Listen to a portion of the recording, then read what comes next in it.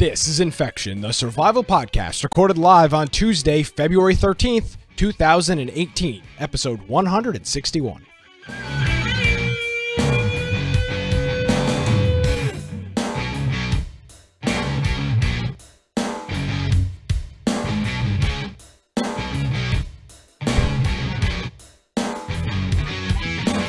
Hello, ladies and gentlemen, and welcome to another episode of Infection, the survival podcast. Infection is your source for the latest information on survival video games.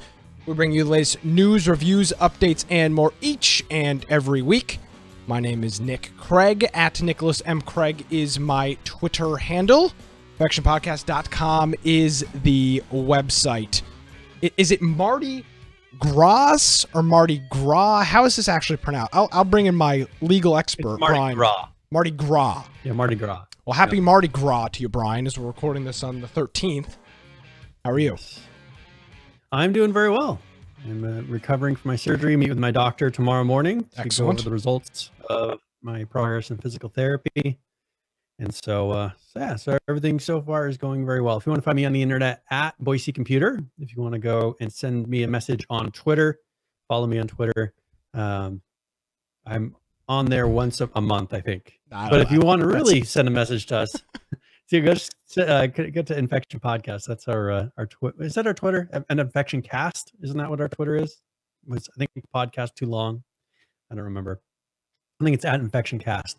But if you want to find my blog, biteoftech.com, and of course, go check out our website, infectionpodcast.com, where we have all the links to all the different things that you may want to follow us on. We have on there our links for YouTube, Twitter, our Discord, which I encourage everyone to go check out. We also have our podcast links. So depending on whatever platform you're wanting to listen on, we got links for every single one of those. Also, do we want to talk about something new on our channel here for people maybe that listen to us? But yeah, it's another way that you can support the show. Sure. So you set this up earlier this week. Yeah. And we've talked about this in the past. We just never saw it. Well, we hadn't done it. Yeah, we just hadn't done it. We never really saw a big, for I guess kind of a quick recap, a quick kind of summary here. And I'm not trying to cut you off, Brian, but our goal with this program was never to profit and make money. It's never been the goal, and it's really not a motive. You can clearly tell by our lack of content outside of the show that we're not trying to turn this into a business or a living. Brian and I are friends. We enjoy talking about it. We've built a hell of a community based around it, so we do it for fun. And so we never really had a huge motive for doing things like a Patreon or the Twitch subscription, or even before our first PAX trip last year, we really didn't even promote donating or anything because it was kind of useless. Obviously, we went to PAX East last year with the help of viewers and supporters donating to the program. We're hoping to do the same this year. We'll hopefully have some details on that in the next couple of weeks. But now we've got this game server thing, which again we crowdfunded. And we may be able to roll some stuff of that into our Twitch Prime and Patreon. So we're starting to maybe bring up the level a little bit on some of the stuff that we produce for the program now that we may be able to monetize it ever so slightly. That's maybe a little bit more motivation. And that's the thing is, like, hosting the server, we want to get a static IP, and so there's just costs. And then also last year, it was last year, but through the whole year before that, I was growing my beard for a fundraiser that we were doing. Yeah. And so rather than having it to be like, let's come up with something crazy a one-time, get donations, if we can come up with easy ways for all of our viewers and listeners to kind of help support the show throughout the year, and then we can use the funds that build up to cover the cost of the static IP and, go towards our PAX expenses, rather than saying at the end, hey, we're going to go to PAX, can we have some money, please? and have to deal with it in that way. There's ways to support us throughout the year that build up in an account to where we're like, okay, here's how much we have to help us get to PAX. Absolutely. So now we have an option on our Twitch page to subscribe to us, and that will give us, it's not giving us a huge amount of money, but if you do that, we get a couple bucks per month, which you think, oh, that's not very much, but if you get enough people saying, "Hey, I'm willing to support that," it'll add up by the time we go to PAX to cover, whatever expense it is. Part of the hotel, some of the travel expense. Luckily, we have media badges. We're able to get into PAX now. We know that. Yeah, For we no won't have to additional buy cost. we won't have to buy tickets this year. Hopefully, we won't have to buy the tickets to get into PAX, so that'll be good. But this is a way that you can help support. Our Humble Bundle has been very good to us. very, So very if good. you are a subscriber of Humble Bundle monthly, or maybe you subscribe to it and you didn't use our link to be able to subscribe to it, I really encourage you to go in there and cancel your subscription, use our link, and then resubscribe, because then we get a benefit. We get the perk from that, even though you're paying the exact same amount and getting the exact same perk at the end. Also, if you go into Humble Bundle and you say, I'm gonna buy something, or there's a special going on, just make sure you click our link, because then we get a kickback. I know we've already, since we've started Humble Bundle, I know we've gotten a couple $100 out of that. Absolutely, yeah. Which will be great, because because for us to get to PAX now, for me, it's going to be the less cost, because I'm not flying to the East Coast, but now Nick is flying from flying from the south, the southeast, all the way up to the northwest, and so that's probably going to be sea to shining sea, cost there. Literally. Yes. Yep. So we're just looking for ways to cover that throughout. Also, it accepts bits. We haven't gone through and really customized, but there will be some benefits of being able to post some. We have inside of Discord, we have different emojis, I guess, not official emojis, but different emojis that we've made regarding things around the show. So those will be some of the things that we bring in for subscriber perks, to be able to post those inside of the chat. And yeah, thanks. There's one of them. So we got a number of them in there, and so those will be on there as things that you are able to click on once. Yeah. So it's Spectre Brian, and then I don't know what the Cowman or official cowboy. I don't remember what the name. Let's see. It is Western Survival is what I remember being linked to. Cow Guy is the Cow Guy is the emote name inside of Discord. So yeah, we got some fun stuff in there. But so if you got obviously if you've got Amazon Prime, if you have an Amazon account and have Twitch, you can link them together and you can subscribe for free with Twitch Prime. So if you're watching the video, there's two options in the upper right hand corner of the video. There's a get bits or give bits and a subscribe. If you click on subscribe, there will be an option for subscribe for free using Amazon Prime, and you get one of those a month, 12 of them a year, and you can subscribe to this channel. Obviously, you could do that, or all of the other channels that are available on this program. So if you've got that, and or maybe you're not, maybe you just want to do a regular monthly subscription, you can do that as well. So like what is it that we're called now? We're the part of the affiliate program. Affiliate, I think. Yeah. Yep. So we got people have asked us in the past to do it. We kind of pushed back because we didn't see. Well, and the reason we pushed back originally was Twitch wouldn't let you cash out unless you had like $250, which I'm not interested in having $170 in a service that you can't use till you hit a threshold. I think that's stupid.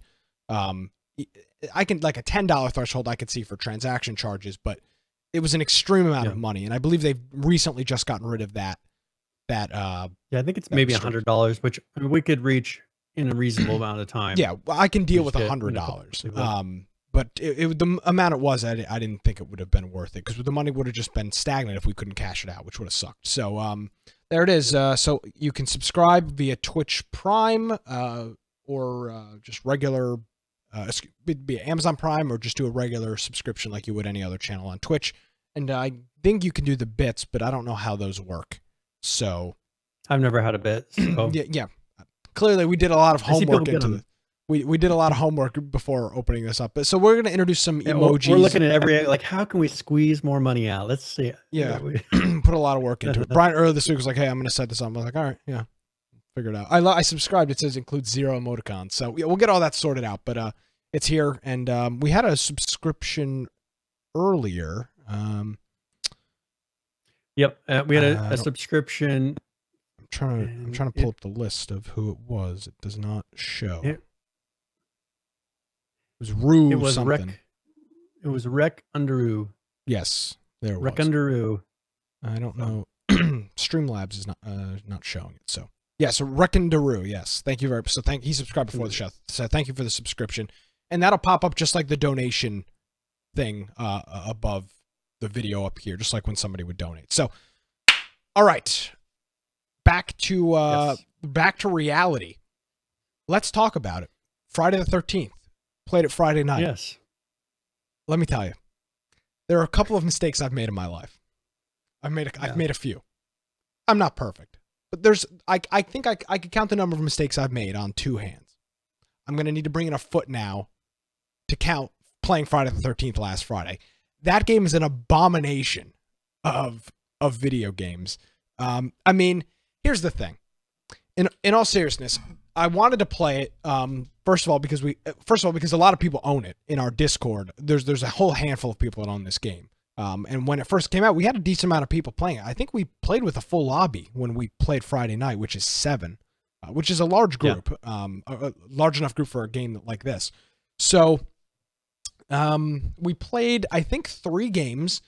And what really did it for me, what really did me in Friday night, our third game, I was Jason. There's a couple of audio cues in the game when people screw up completing some of the tasks. So our good friend Saul was trying to turn on the telephone so that he could call the police. And he had clearly screwed up one of the things, and it plays like a dial tone to Jason, so Jason can teleport to the phone. I hear the dial tone. I teleport over to the phone, and Saul is there, crouched down, trying to repair the phone. For anybody that's played Friday the 13th, there's things in the game that you can do to beat Jason. So he's repairing the telephone. I throw a throwing knife at him. I had 2. I threw a knife at him. No, didn't hit. Oh, okay, must have missed. Throw another one at him. Missed again. Okay, so I walk up. He's still now crouching on the ground, completing the telephone task, and I'm just swinging my axe aimlessly. It's above him. It's not doing anything. He gets up, shoots me with a flare, and runs off. And that was what did me in at that point. It's the frustration, and Brian encountered a similar one, Brian, with the freaking animation still. What happened with you? Yeah. So I had to where I was trying to just go out of a door, and you get stuck in this, okay, I'm opening the door and, swinging the door open animation. Jason's right next to me. And so I want to actually cancel. So I'm trying to cancel it, and I hit E again. I'm trying to just hit a key. And so then it starts doing another animation of now locking the door. And so now I'm just trying to back away, but it won't stop doing animations of, it's not, I can't walk away. I can't get away from the door. There's nothing I can do. And I'm just watching Jason walk up to the door to hit me. And I was just like, this is so stupid. Like I'm stuck doing animation, and I'm telling them before I'm dead, I'm like, I'm stuck doing animations. I can't get away from him. And I have enough time to say that before Jason hits me while it's doing animation. I believe it was me. I think it was me. Yeah, so you didn't hear me say it because you were in another room. Yeah. And so I was just so frustrated because, and it happened twice, happened again later, to where I think it was the window, you get stuck opening the window. That's when I killed you. You hopped into the window, into the room I was in, and then tried jumping out, and you ended up shutting the window, I believe is what happened. That's when I killed you. Yes. And so it's like you do these things, but you can't cancel it. And that was another thing so that happened too. There was before, maybe it was Saul, I think was maybe the guy. And that's where I couldn't get away from the door. And then for some reason I went to go hop out the window, and it closes the window instead. Part of that is me. I have to remember, okay, do I hit tappy? Because they have the same keys to do all the same things. Hold E to lock, tappy to open. Depending on how long you hold the key. Yeah. So if you're in a rush and you're like, I need to get out there, and you tap it a couple times, if you use that now as you're holding down the key, so you want to close the window. No. I want you to quickly. I was thinking it would have me leap out the window, which I was trying to remember how, because there's a leap out the window, there's a crawl out the window, and there's a crawl, and then there's a shut the window. Close the window. Yeah. Yeah. And so I was trying. I don't want to walk up to it and have to look at the visual markers of, okay, which one do I do? Because I'm running up to it, right? Yeah. And so I'm trying all these different combinations, as I'm getting close to the window, and it decides to close the window instead. And that's the thing, is you get locked into animations and they make them too long, or they don't let you cancel them. If I jump, should cancel an animation. I mean, even H1Z one's got that. Like if you're reloading and you start jumping or whatever, or it used to, it would cancel the animation. I mean, that's how it worked. Yep. And so that's the thing, is if there's a way that I know that there is a way for them to do it, but they just don't.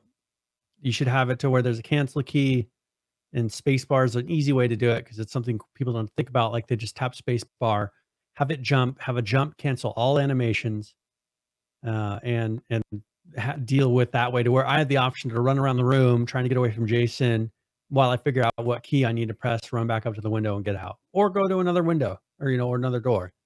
But after that, I was like, I don't really want to play anymore. I'm just frustrated with the mechanics of the game. It's just no fun when you're playing a game that just doesn't have natural. Like, have me go up to the window. If I run up to the window and hit space, I should leap through the window, right? If I whatever it is. If I run up, not that they have do they have a jump in that game? I don't think they have a jump. No, there's no jump actually. So there's no like natural when you go up there.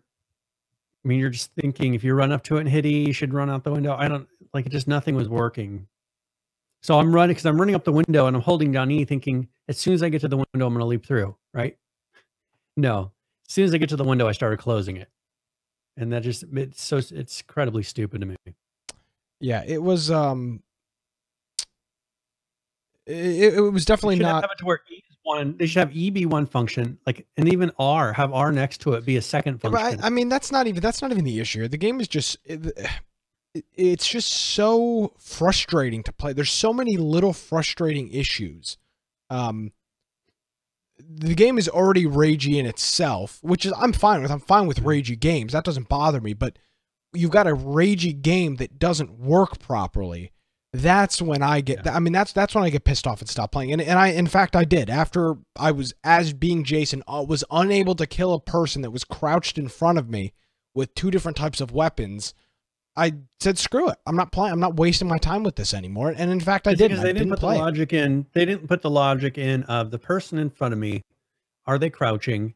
If so, then make this happen. The issue is the hitbox on these characters is like a cylinder generally, right? I have no idea. The length of your body.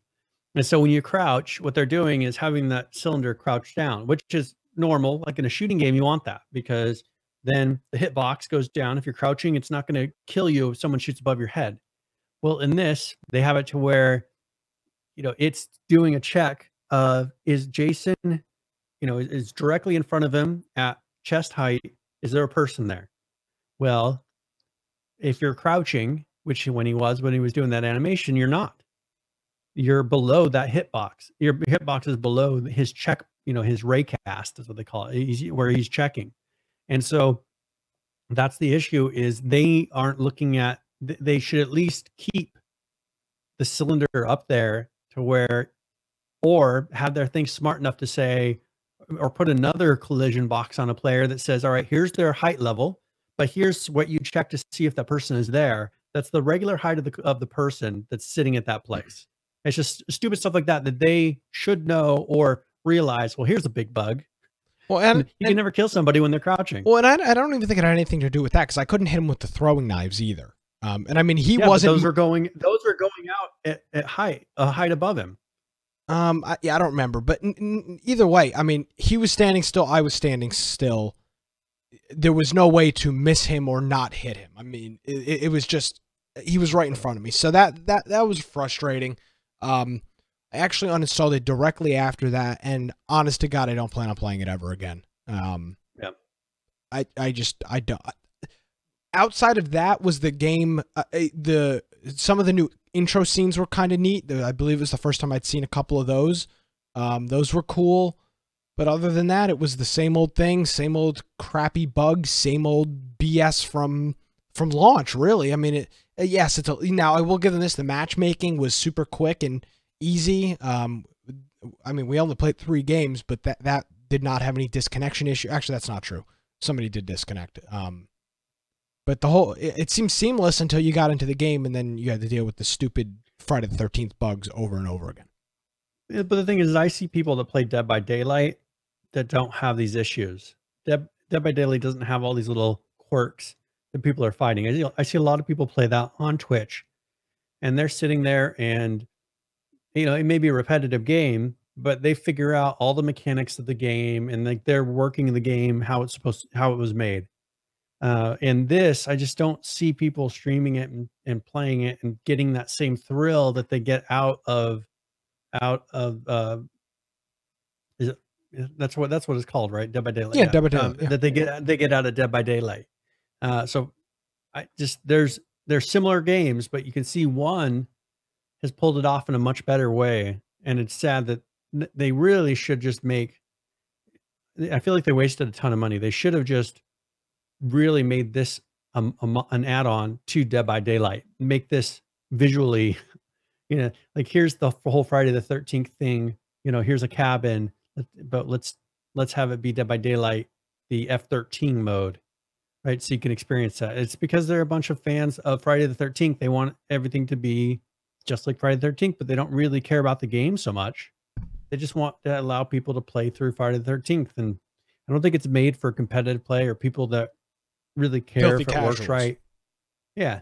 Well, and we've talked about, I want to get off Friday the 13th because we've talked about this extensively in the past, but I think the last time we talked about this game, we did come to the conclusion that the only way that you enjoy Friday the 13th is if you are a Friday the 13th enthusiast, a super fan. The people that we saw at the PAX East panel at 10 o'clock at night, those were the super fans of the game. And I'm not saying that I'm not saying that in some type of derogatory, negative way. I'm just saying the fact that unless you're a super fan, the game sucks.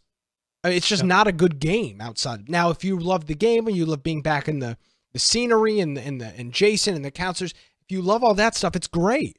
But if you don't, like Brian and I and everybody else that was playing Friday night, the game is garbage. I mean, it's an absolute, it's a terrible game. It's not good. Yeah. So, I gave it a try. It was the best we could do. None of the games I don't think there were issues in all of them. Just the same little jumping in and out of window BS, it was just really frustrating. So, that's Friday the 13th. As we've said for a while, I wouldn't recommend you buy it. I don't think we recommend it. It's too expensive for the very, very little amount of time you'd play it. So, if you're going to do it, play Dead by Daylight, where they have a lot of different kind of killers that have different mechanics to each of those killers. It's not all Jason, and they feel different. Like they have very different Jason, like the one that they gave away that Saul had, that was part of, it was some special Jason. Like that one was obviously stronger than the rest of the Jasons. That's not how it's supposed to be. It should be that the Jasons are different, strong in different areas, but then there's a compromise to where it should be weaker in other areas. Not that here's the Jason you use, and it's a special order Jason that you don't get in normal ways. Like that's exactly what we said don't do. They did the exact thing that we were saying, okay, well, don't do in this game. Don't have a Jason you sell separately that costs you more money, because that's pay to win. Yeah, which we don't. That's exactly what they did. So, all right. What about this week? As you said, enough. So I was thinking we do GTA. Yes, I think that's a good idea. Oh, good with that? Yes, let's do GTA, but then the week after we need to do Overwatch until March 3rd. They're doing their special crate event. So I think it's March 6th that runs until. So we'll do GTA this week, and then we'll do Overwatch. Oh, it's a free Overwatch weekend. I guess we should do Overwatch then this weekend and GTA the week after. Okay, that's fine. So we'll do Overwatch this week. Yeah, let me just confirm that real quick. Yeah. So thank you, PH. Everything you need about upcoming Overwatch weekend. Yes. So this is a free Overwatch weekend. Perfect. So we will do Overwatch, and Yep. Everybody should be able to play for free, Friday, make sure February you go 16th at 11 a.m. Pacific, it becomes available, and it ends Monday, February 19th at midnight Pacific. So, so we'll be doing Overwatch this weekend. There's their new Capture the Flag. Well, it's not new, but their Capture the Flag mode and map is not very good. Most of the games end in draws. But we'll play some Overwatch this week, Friday night, and we'll do that Friday, and then next week we'll do GTA unless something else comes up. So for all you GTA fans, which I enjoy, we've had a great time doing GTA 5. We'll do that next week. Next week or the week after if something crazy happens next week with a game. So no, not Vice City, GTA 5. But yeah, there you go. So Overwatch, we'll see you Friday night in our Discord. It's free, so you have no excuse not to be here Friday night. It's not Valentine's Day. It's Friday night. You're free. It's the I don't know what the date is, but it's Friday night. So there you go. We'll see you then. Very good. All right. So do we have a preference? Yeah. You have a topic we want to talk about first? Yes, I do. Before we get into the gaming news, PH sent this article. I believe it was him. Sent this article earlier in or mentioned it. Or I think I saw it. We've talked about many of times about loot crates and gambling and paying for and the whole stigma around that. Now, unfortunately, this article uses the Overwatch loot crates. I think that for an example, which I don't believe you can pay for. You only unlock those. So I don't know what the deal is here, but I'll skim through this article a little bit for people. So the headline here, this is on PC Gamer. There'll be a link in the show notes on infectionpodcast.com, episode 161. Hawaii proposes new legislation to regulate the use of loot boxes.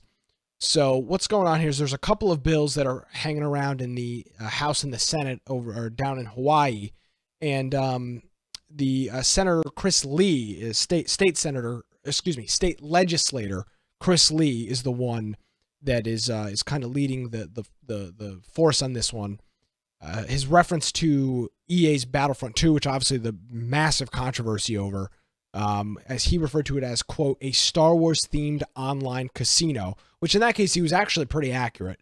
Battlefront 2 is an abomination of microtransactions in video games. I mean, it was terrible. It was absolutely unequivocally garbage. And there was backlash. People revolted, and they changed. They changed their policy on it, at least temporarily. He's spot on with that. Going down in the article, another quote from him, quote, I grew up playing games my whole life. This is the quote right here that kind of rubs me the wrong way.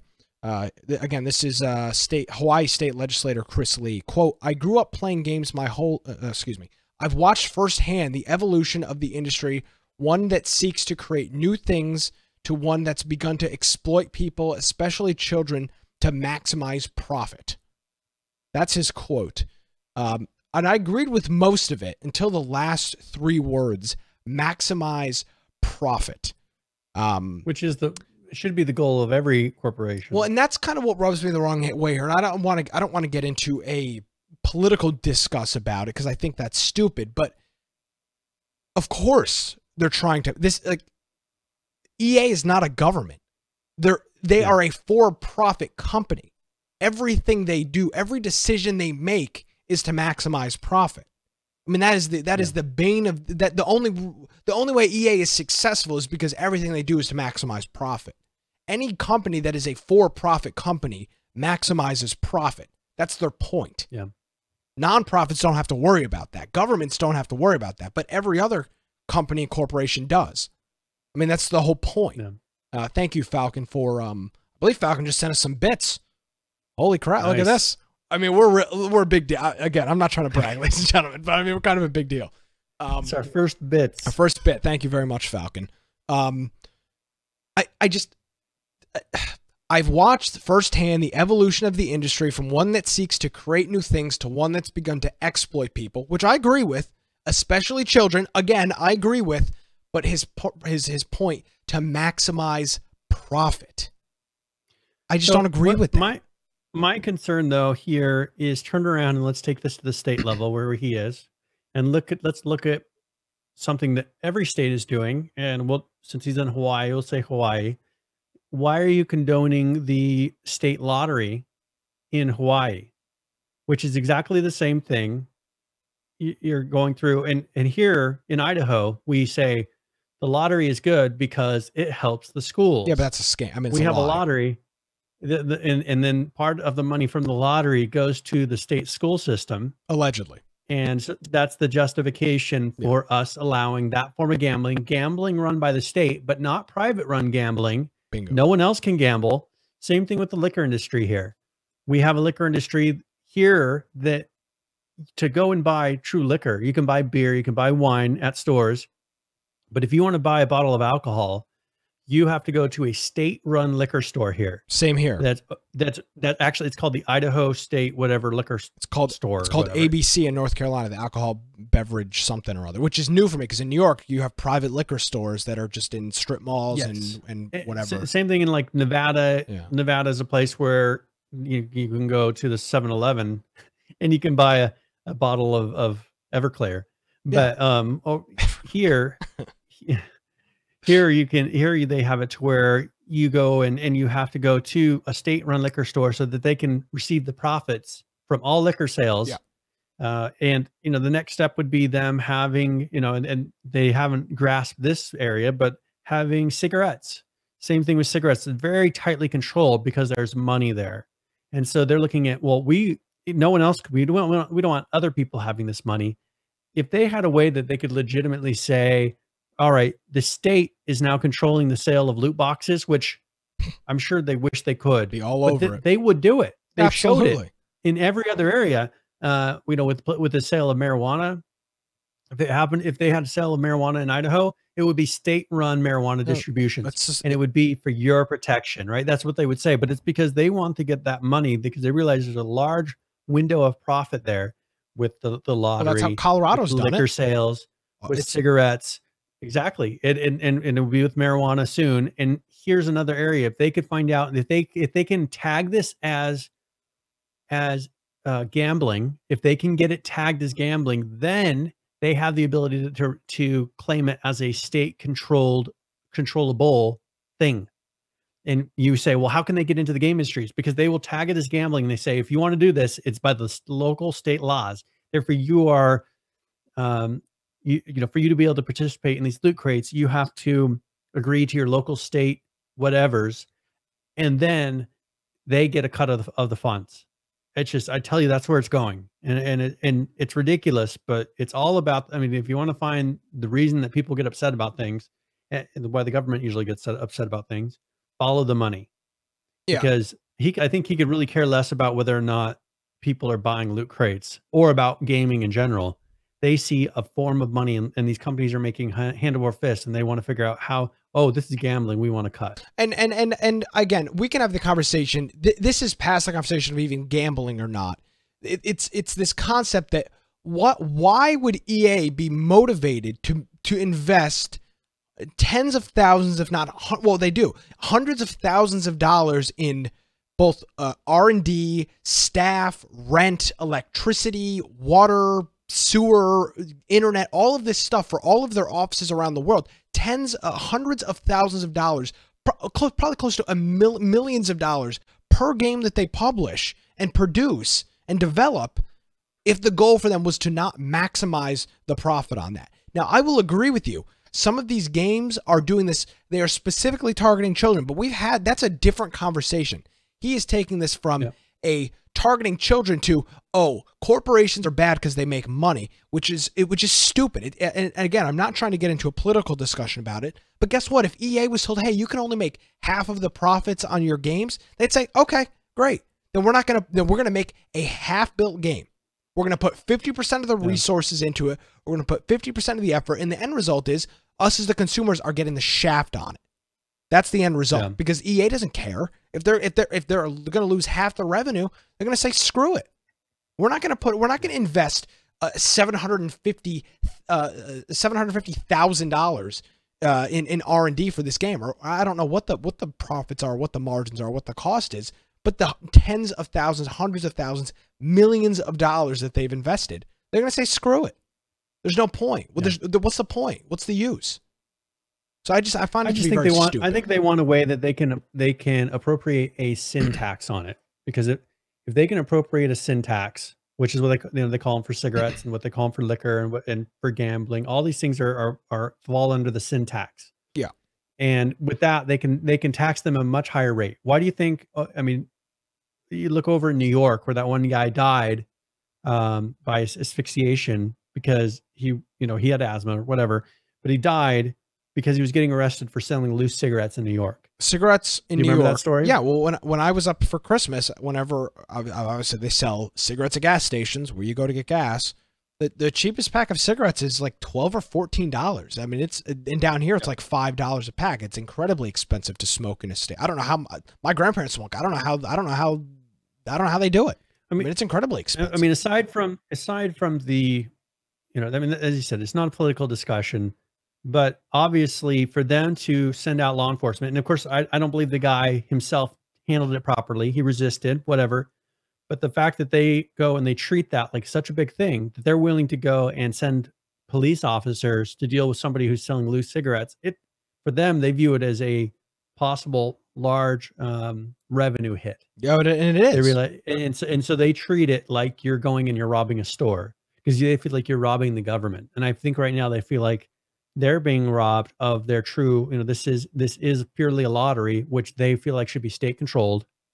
And so they can then apply, okay, your game sales apply normal tax rates. But the second that you have something that's treated like a loot crate, we put you up to the gambling level of the taxes. We put you to the liquor level of the taxes. And it's just going to make it, I think that's all it comes down to. They just want to pull a large percentage of each of those sales. They can then say, okay, that's going to the government because it's a sin tax. Well, and I don't disagree with that. Falcon makes it a very interesting point. He says, so buying those mystery toys at the store when you're not sure which toy you're getting, would that be gambling? Baseball cards. He's mentioning Hot Wheels they sell it's called blacked out. It's a black box. You can't see what car is on the inside. It could be a really great car, or it could be a really crappy car that you already have. I mean, go to a Target or a Walmart and look at all of the cards and stuff that they're selling in packaging that you don't know what you're getting. I mean, you can go and you could buy what's the really popular card game that people play? Magic the Gathering. Magic the Gathering. I mean, you buy individual packs. You don't know what the hell you're getting. Is that gambling? Because this is, and I don't want to get into this conversation because Brian and I's opinion already out there. We both do not believe that these loot crates are gambling. And if we're supposed to say that these are gambling, then so is baseball cards and Yu-Gi-Oh cards and Pokemon cards and look at a raffle. That's a borderline 50-50 raffle is literally gambling. Yeah, I mean that is game. And every sporting venue does it. You go to a little league baseball game. They are doing a 50-50 raffle, raising money for the booster club. I mean that's literally what they do. And I don't believe that's gambling either because I think it's stupid. So we have something, because we have to deal with this law here in Idaho. So with my Kiwanis group, every single meeting that we have, someone brings, and it's a different person in the club, but they bring a $20 gift, right? They bring something that's worth $20, and then that's put up as the raffle item for that day. So when people come in, they can buy for $1 a ticket, as many tickets as they'd like, and they have a chance at winning that prize for the day. And most people don't do it because they're looking at that prize. They do it because they realize the money that I'm giving here is going towards to help support the expenses of the club or support the club, and maybe they'll win the prize. And so they view it more as a donation, but they also have a chance at getting something from it. That in our state is something you have to be careful of, because they can view it as gambling in a way, or as something that's on the line of it. Or if someone forgets to bring the thing, then we would do a 50-50 raffle. We'd split the pot, as we call it. And that is really skirting the issue to where you're just like, okay, is that something we're allowed to do?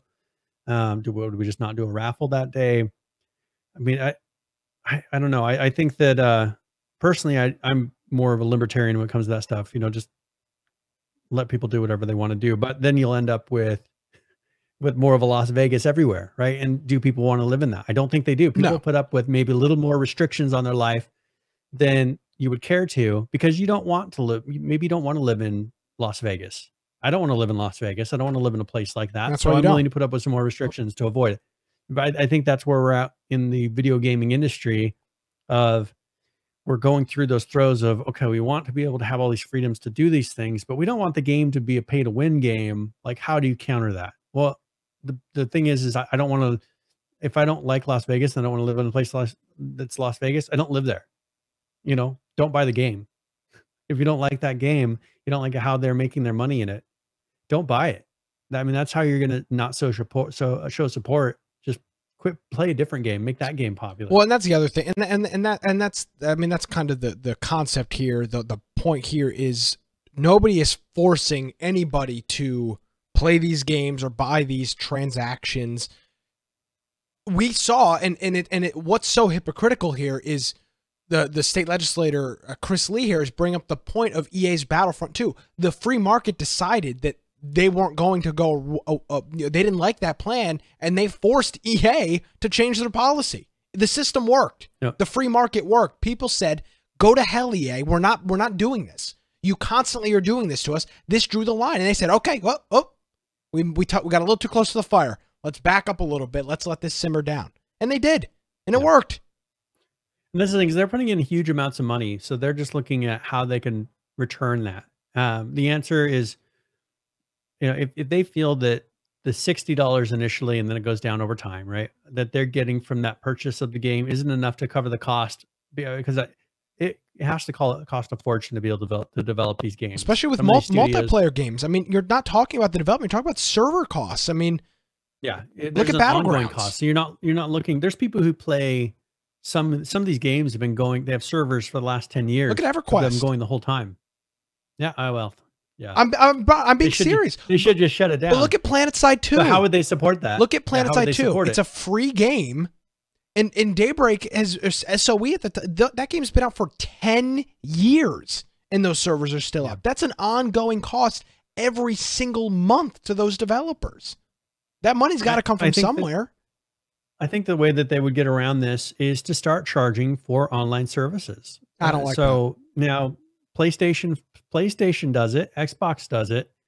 You know, have that be to where if people are playing a game, you know, how does that money, the money that you're playing to PlayStation, is that purely going to PlayStation? Yes, absolutely. I mean, is it handling any of the servers? No. I assume maybe PlayStation handles the servers. No. What's the point of paying them and not giving some of that money to the developer to be able to use their server?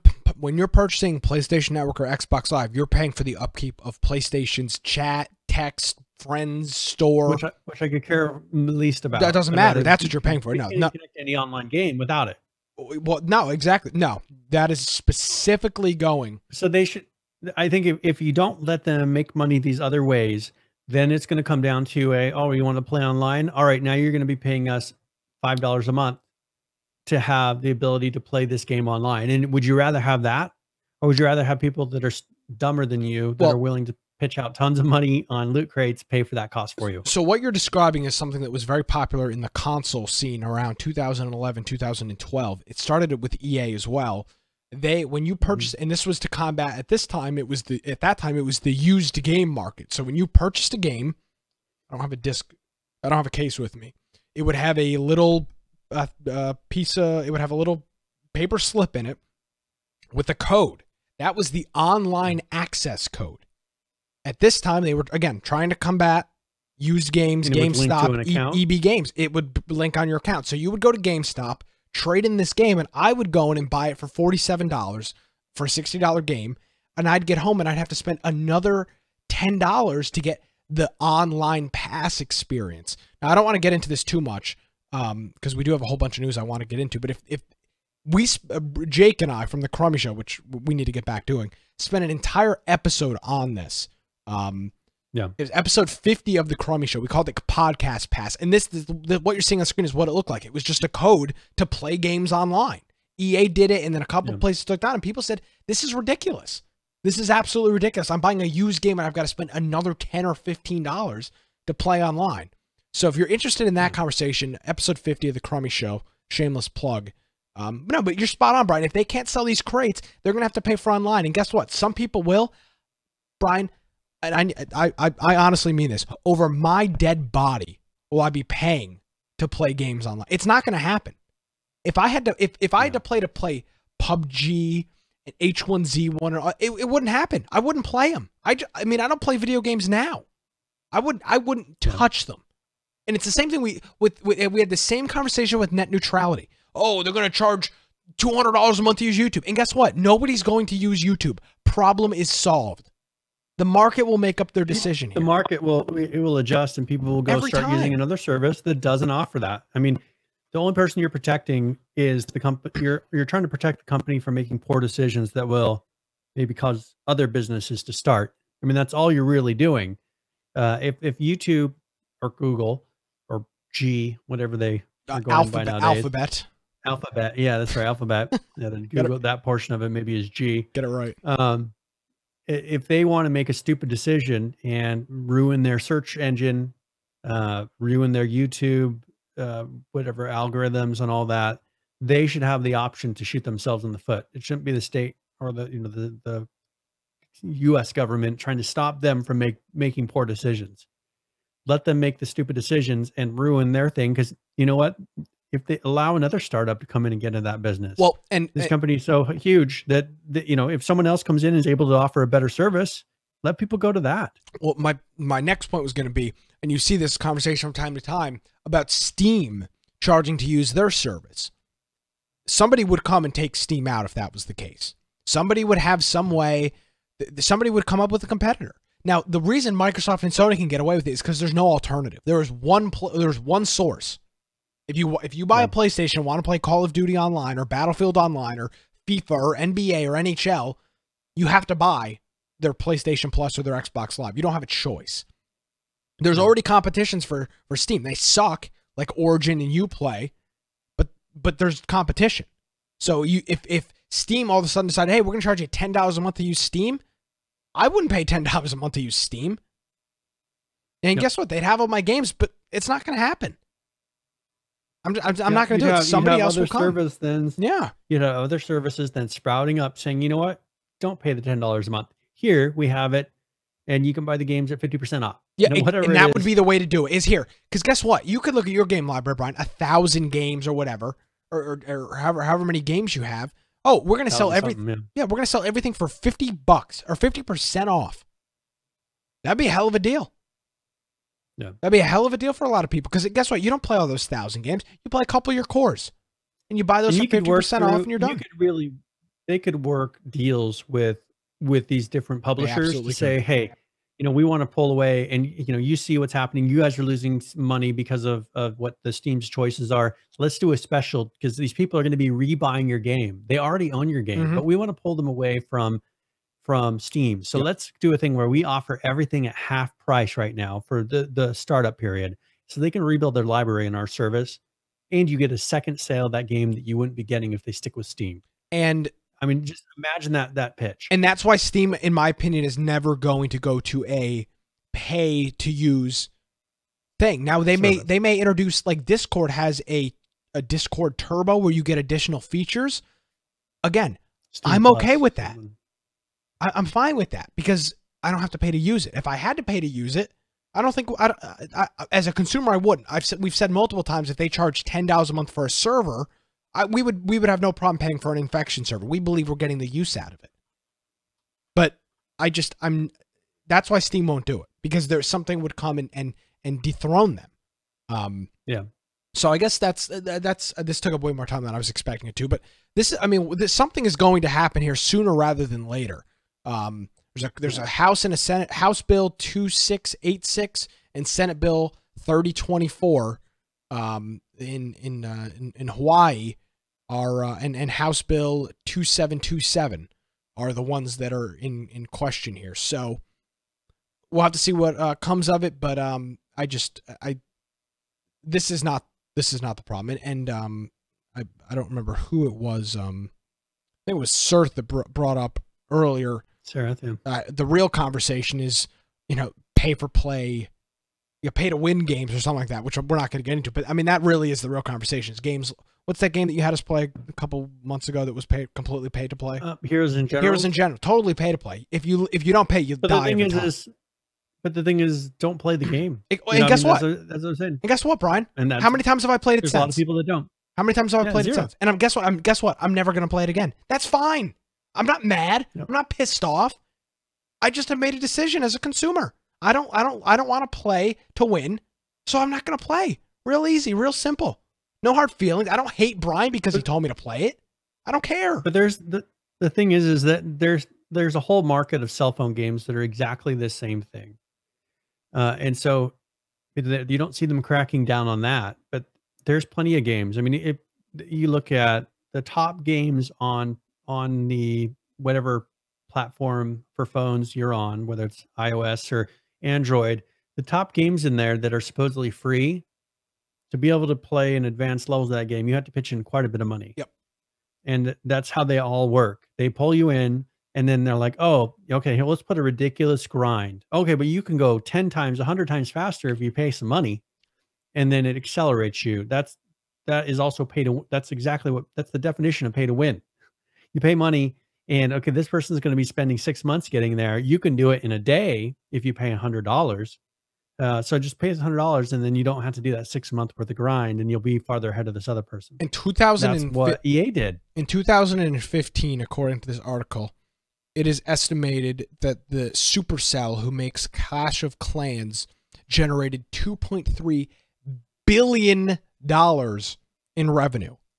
That is multiple. That's a couple $1 million a day. I've never purchased a thing in that one. I don't really want to support it. Could you imagine that, Brian? Lazily made. Could you imagine pulling in 2.5 million or 2.5, 3, I don't know what the math billion. is. $2 or $3 million a day in microtransactions? No, where's the outrage here? Yeah, they're pulling a lot more kids in with that. Oh, because you know what you're getting. I mean, but it's the same argument, maximizing profit. You're telling me that Clash of Clans making $2.5 billion freaking dollars isn't maximizing profit? I mean, hello. Because all of those things that you're purchasing are not cosmetics. None of them are cosmetics. It's purely the money that's going into that purely advance you in the game. That's the definition of pay to win. At least these other places, they could say, oh, you know, you're getting a different outfit. Maybe you're getting a different skin for a gun. I mean, you look at all the crates in Call of Duty. Those generally are giving you different looks, but you're not getting, it's not like, oh, that you don't, it's Call of Duty, there's none. Heroes in general. It's like, no, there's a guy who pitched money. In Call of Duty, there's none. You know what I'm saying? You get there's no perks in it's purely cosmetic. Yeah. And so you take a look at that, and you look, and it wasn't like in Heroes in Generals where you look, well, okay, that guy's a crate. Obviously he's pitching money into this game. Or he has a tank. You know, obviously he's pitching money in this game. But if you take a look at Clash of Clans, one game that I have supported is, you know, I've talked about it before, is Vainglory. But it's still cosmetics or unlocking different characters that you can still unlock. You know, I've been able to unlock most of the characters just by playing every day. And, you know, I think that's a very different, I'm not paying a bunch of money to be better than anyone else. It's not advancing my game. It's not making my character better. There's no progression system. I think that's the issue, is the second that a game has a progression system like Clash of Clans, because they have different levels of whatever minions that you're putting out there. They're all different levels, and you grind those levels up, or you pay and you jump those levels up.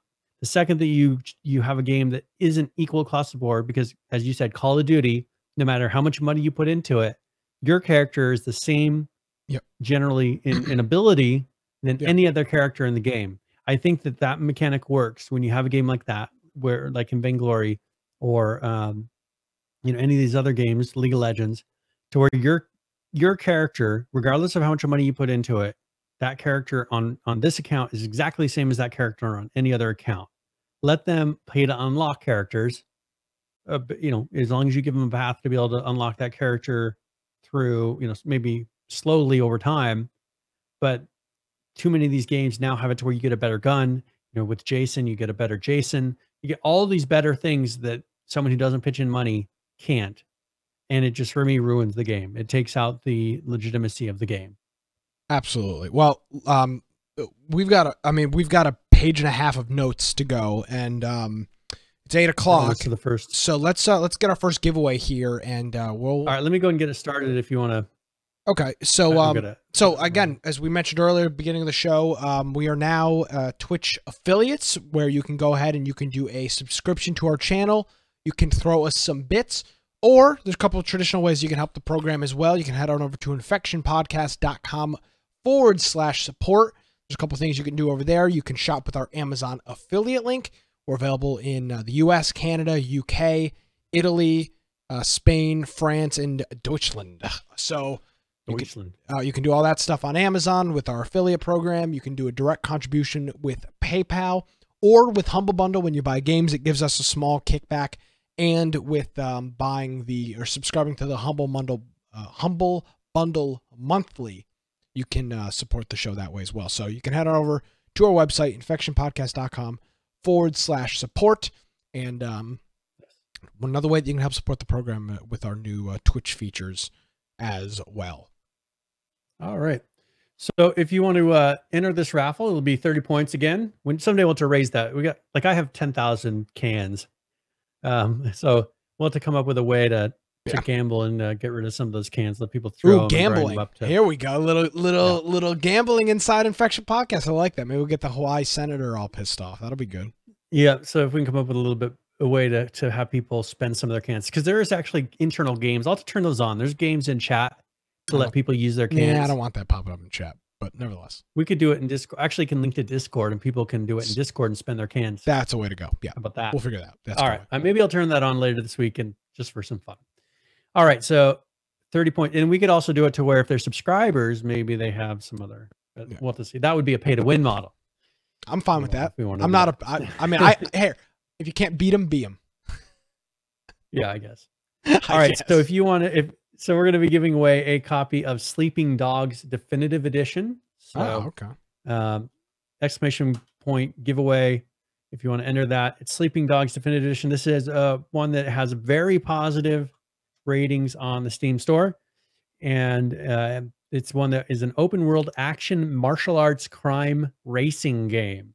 Yes. So it's got racing in there. It's open world. Yeah. AAA game here. And if you want to have a chance at getting this, go ahead and put exclamation point giveaway in chat. And should be a good fun game to play if you want to play through. I assume it's one that you kind of play through the story once and then you can put it away. Yep, it's similar to, it's not similar to GTA, but it's got some GTA vibes with it. It's a comparable game to GTA. The edginess of the story and everything else too. So I played this on the Xbox when it came out. It's been 2011 maybe. I don't know how accurate that is. But yeah, so Sleeping Dogs. And if you're not tuning in live Tuesday night as we're here, as we are each and every Tuesday night, you're missing out on stuff like this, interacting in the chat, and all of that fun stuff. All right, so we can enter for that. Now, Brian, I loaded up the notes this afternoon at work to skim through them, and I mean, Ark, who missed an update 2 weeks ago. So last week I forgot to put the Ark notes on there because there weren't very many, and so there's a few catching up, but there's a lot of notes. Let me see where at what point. So last week we had the show on the 6th, right? Yes. So yes. Up to 276.5. I think that was up to last week. Gotcha. And so everything, but there were very few notes in that week. Yeah, and they're all short. So let's go ahead and So do you want to cover the first half of it or something? Yeah, I can cover the second half. Or yeah, you want me to cover all? Yeah, I can cover the first thing here. So okay. So you'll take over at 5, which is our current stuff. So we got a couple updates from Ark last week. They're when I say short, like literally one line. This is on January 30th, 27644. Fixed a client rendering crash associated with certain maps. There we go, certain maps. That's that update. Moving over to February 3rd. That was my birthday. 27647. That was a Saturday, I believe. Power nodes will now remember. Well, yeah, I don't remember if it was Saturday. No, it was Saturday. Power nodes will now recharge during stasis. Stasis is the mode where nobody's logged into that area. The dinos are in there, but they're not moving. They're not eating. They're in stasis. The power nodes need to charge during that time, so they will now charge during stasis. Fixed a case where foliage would not replicate properly, typically involved large bases, and teleporting. Fixed a case where ascending, which is their mode, that's how you... Ascension is their whole new thing in the game. There was a chance to lose the character when it was being uploaded. That, of course, could be a huge issue. Fixed an exploit which allowed players to get through structures/maps. Fixed a weapon exploit, implemented a character limit chat, so you can now only type 256 characters at a time in the chat. And then fixed a case where characters would fail to be located and downloading when traveling through the official cross arc, resulting in lost characters. Cross arc is where you can hop from official server to official server or different maps all on the official stuff. So that was 276.47. Moving on again, February 3rd, 276.48. Fixed disconnection issues on Ragnarok that required a server update, as well as fixed a character transfer issue. That was an update as well for all of the private server owners. And then on to February 4th, this was 276.493, really stretching it out here. Fixed an issue with character transfers on official servers that may have caused characters to be duplicated when transferring. So you can see the trend here is something with characters being uploaded and downloaded and warping and transferring. There's obviously some issues with that, but they'll figure that out. And then important note regarding Ascension on the latest update. So what they have here is with the latest server update on PC, which is what we're reading right now, if you're going to attempt Ascension, before doing so, please make sure you've opened a supply crate, transmitter, obelisk, basically anything tribal inventories. They say it's a workaround to the characters being lost.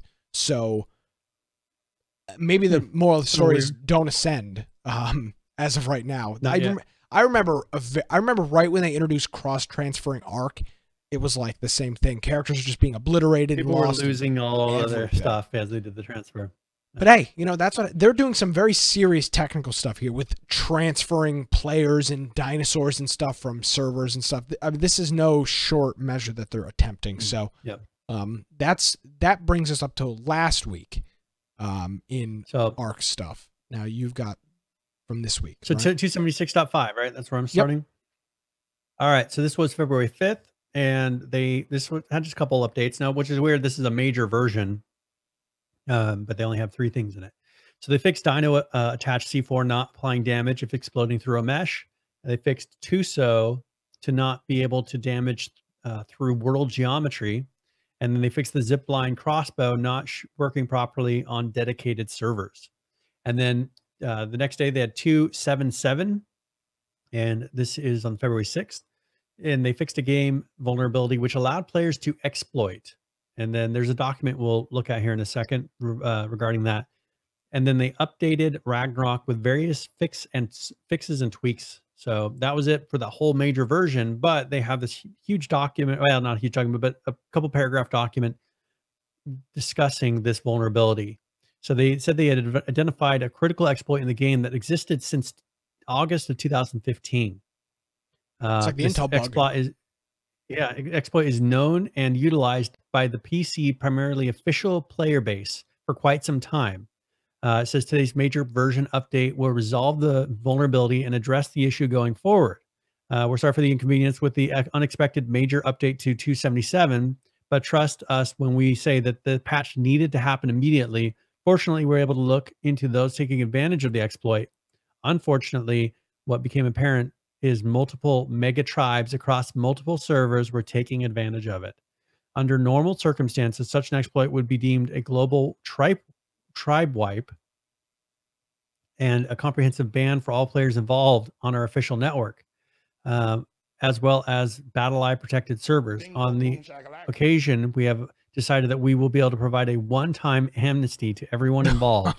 This means that no one will be banned or wiped, as the impact of the action would have been too wide scale and have a significant effect on our official servers. For those who took advantage of the exploit, whether the motivations were malicious or to put yourself on even ground, it ends now with a chance of redemption. Please note that this is just a one-time situation, and in the future, we will continue to be heavy-handed versus those who have been proven to play unfairly. We know that this decision may come as a surprise. However, we believe it is the best move to make for the health of the game and our official servers. We will be continuing to monitor our servers for cheaters and are currently investigating an additional external and internal technical solution for those playing unfairly, and we'll do our best to ensure that ARC remains a fair and competitive environment.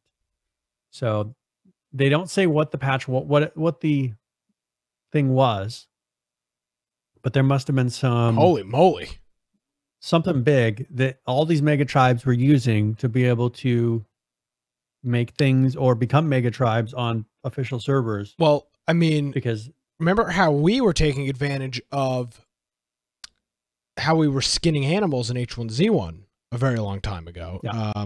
It was hit it with a hatchet once and then knife, or I don't remember what the expo was, but you were able to get one or two extra. You swung away from it and missed, and then like reset the timer. Yeah, there was some weird stuff. You were able to get one or two extra.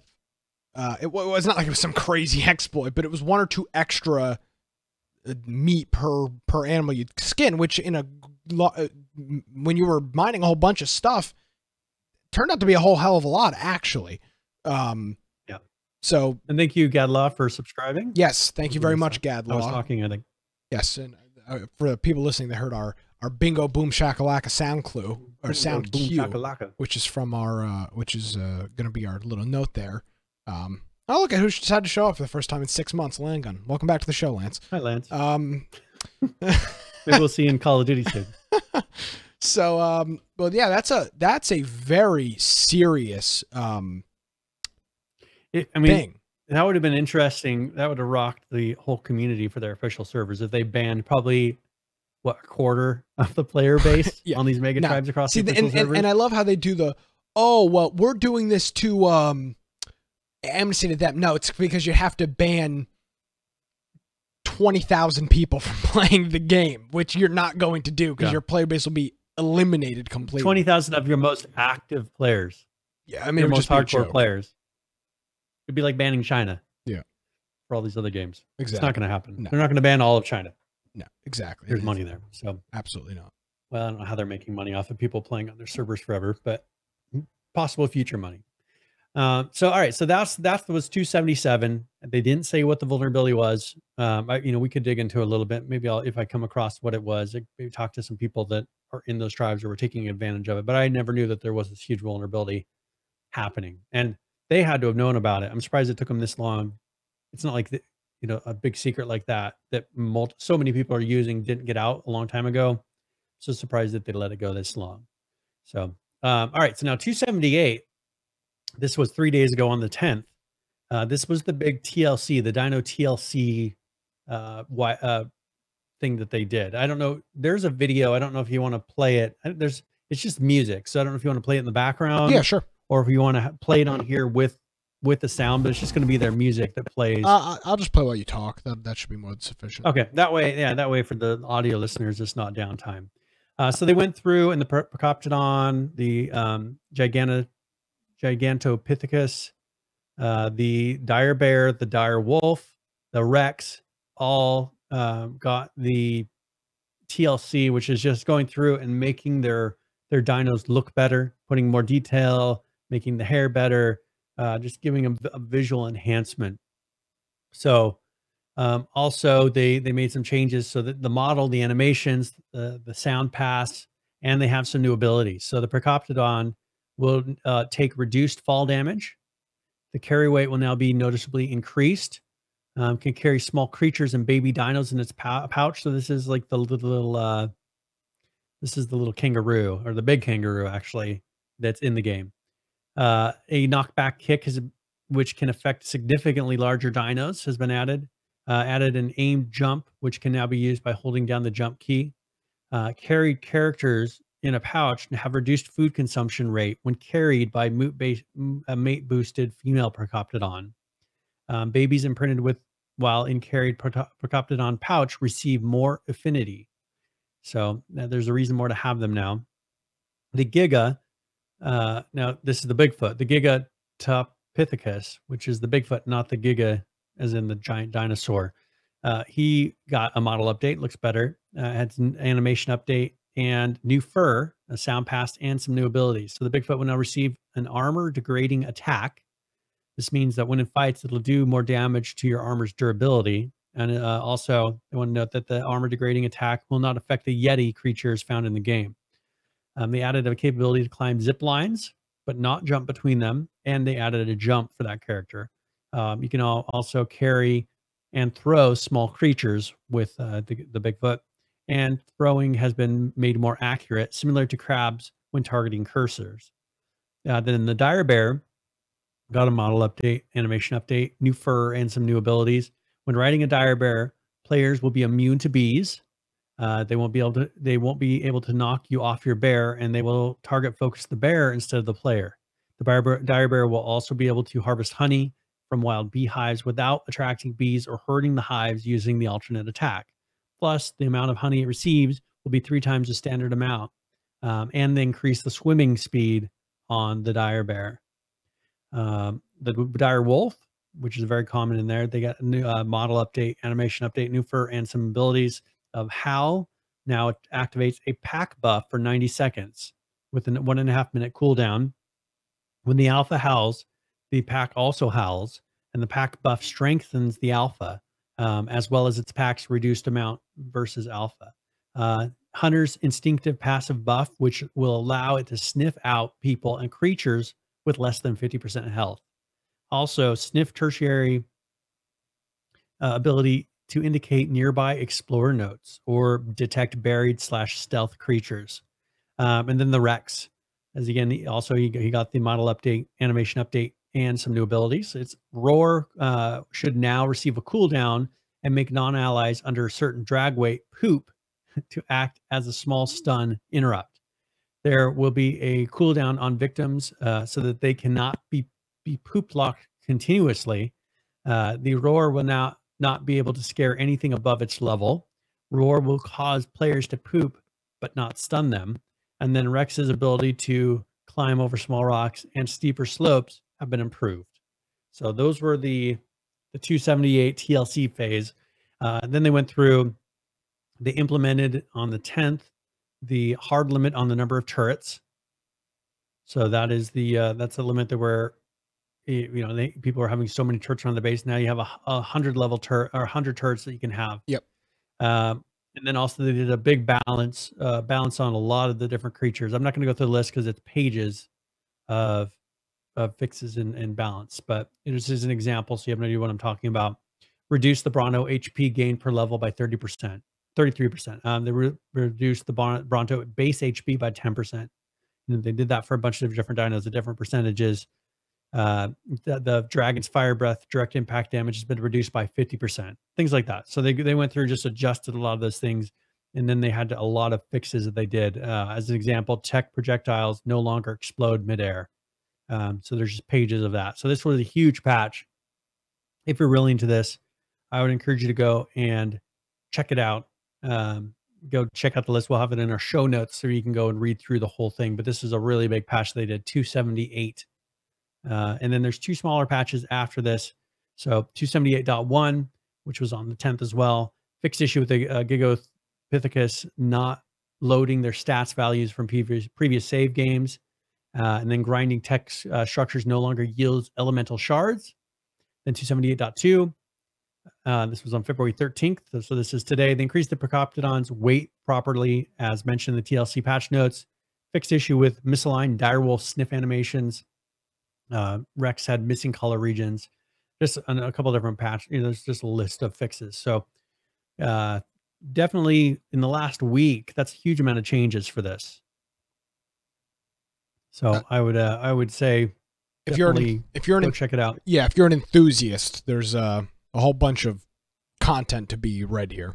So thank you very much, Brian. That's a lot of stuff. And somebody posted, I don't remember who it was posted, who is still playing, who's still playing Ark. I mean, we covered every week 25 to 40 some thousand people playing at any given time. So people are still playing it. They're out of early access. They're on Xbox. I don't think they're on PlayStation, but they're on Xbox. So people are playing it. And the reason they're playing it is because they keep doing all this cool stuff. I mean, there's so much cool stuff going on in that game. So that's Ark. Yep. Now, PUBG, couple of quick things with our friends over there at Bluehole. We actually played a little. I don't know if did you play with us at all this week? I don't. Yeah, you did. No.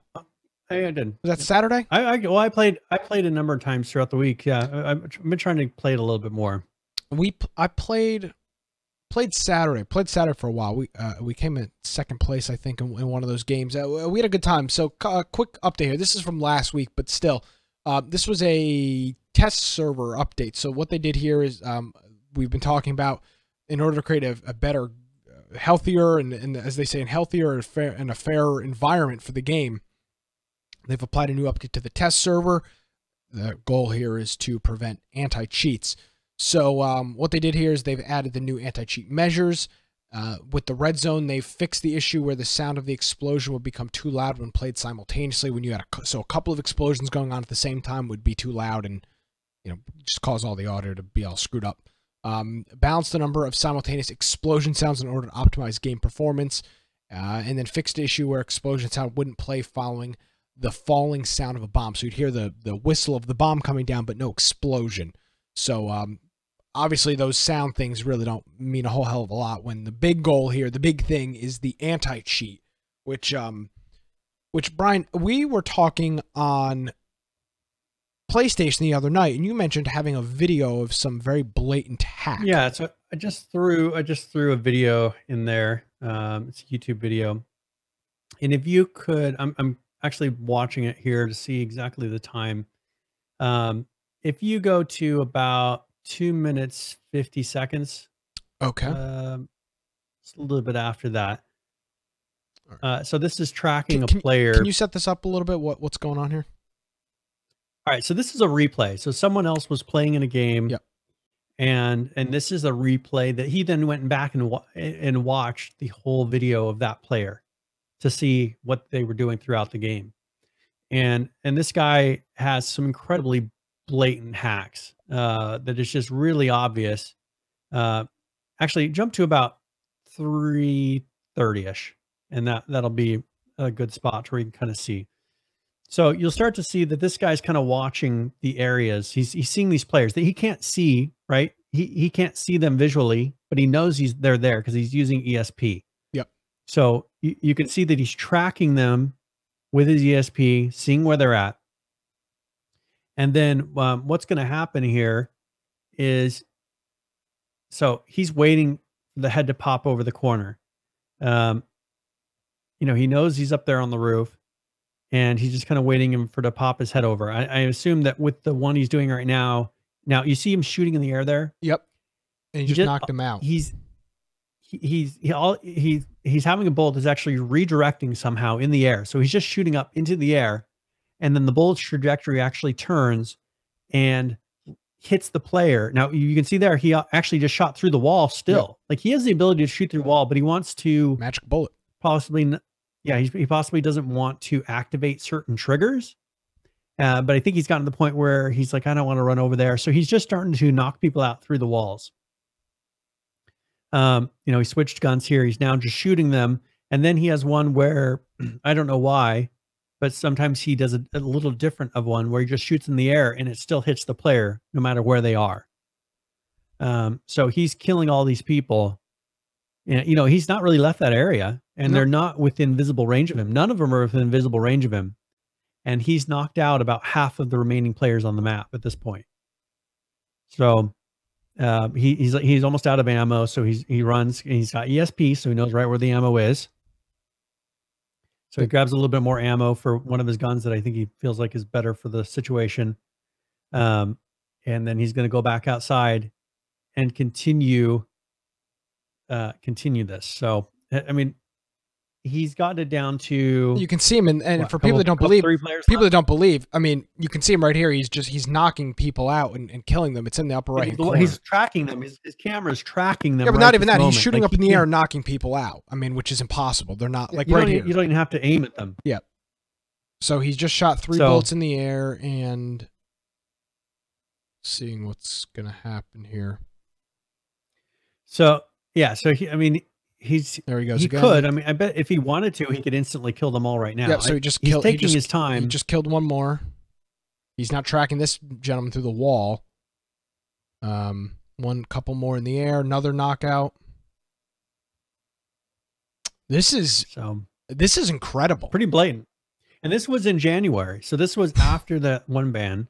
I'm assuming this is going to be covered by this recent ban. God, I hope so. Or they know recent things. Holy moly. But yeah, so he's got it down to these guys see these there, and these guys actually kill him because the guy gets cocky, starts running towards them. And they're able to mow him down in the, if you jump up towards the end here, he's going to go out because these guys are trying to figure out, they keep seeing the kill feed. They see that they're getting shot through the walls. And so this guy gets cocky. He's like, because you could have killed him already. Yep. Like he can shoot through the wall. So then they start shooting him. So they're able to kill him. Excellent. And then, they go and get that replay. But that so blatant. Wow. How that isn't detected. And the fact that people don't even need line of sight. They don't need to even do magic bullet to shoot through people.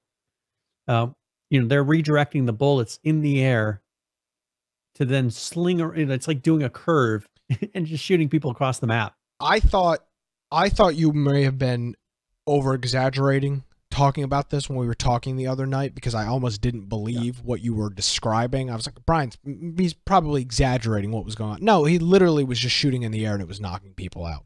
That's incredible. Yeah. That's quite an incredible sight right there. So obviously some of the concept here with the new PUBG rules are, we need to put the firewall in the highest setting so that anything that is going on, we can block and ban, or at least investigate into. Now, and I'm going to kind of jump around here because I think it's relevant. Squad, which is a game that we've talked about in the past, is doing something similar. So they've got a patch on it that was out yesterday, and it reads, "Hey Squaddies, heads up for some recent reshade. Many of you have come to us with some troubling news about the recent use of reshade to provide an advantage over other players, not just in squads, but any game currently compatible with the tool. We want to thank you for coming to us with this, with your concerns as quickly, yada, yada, yada. As they say, as you may know, PlayerUnknown's Battlegrounds has taken the step of banning the use of reshade as a cheating utility. That's a little bit misleading. In my opinion, we've discussed what people may have been making a filter, because no, they showed was filters. No, but they're showing exactly what's happening, and they showed in this video right here, using reshade, this player is able to put a fisheye zoom on their lens and zoom in. And what I'm I don't it's not a huge, that's not a devastating hack. No, but nevertheless, but see what. I think what they're talking about is a little misleading. They're not banning reshade as a cheating utility. They're currently blocking anything. PUBG currently right now is blocking anything that is hooking into the game and modifying game files, because you've got people walking around shooting bullets into the air, killing people. I believe, and I don't know this, I believe that reshade will be allowed back in once they've figured out what the hell's going on and they can isolate stuff like reshade. So they say, going through consulting with Easy Anti-Cheat, they've decided to follow suit until reshade can develop a version that removes some of the problematic options. They say that but what are they going to do? Ban the Windows Zoom tool? I mean, I don't know. They say you're not being banned, but nevertheless they're stopping the use of reshade. I just thought it was interesting that once the big horse goes, everybody else just kind of follows along, and that's essentially what happened here. Is, I think for different reasons, but PUBG banning it was the reason Squad go, oh well, look at, they did it and they've got 3.5 million people playing, so we can do it too. I don't necessarily agree with the rationale, but monitor company could have a button that they do. Asus makes a monitor that literally has a fucking crosshair in the middle of the screen.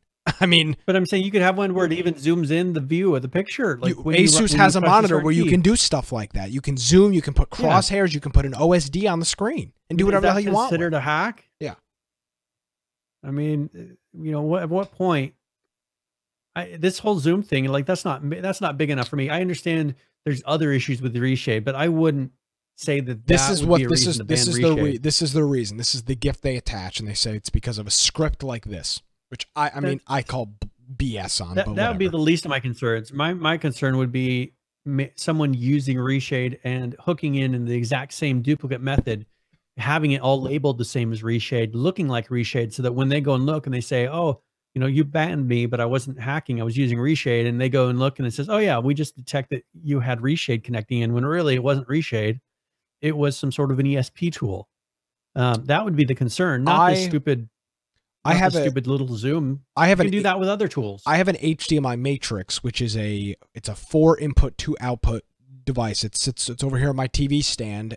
One of the outputs goes to my TV, the other one runs over to my capture card. I can zoom in any of my inputs or outputs. If I wanted to, inside of Call of Duty, I could zoom in on the middle of the screen.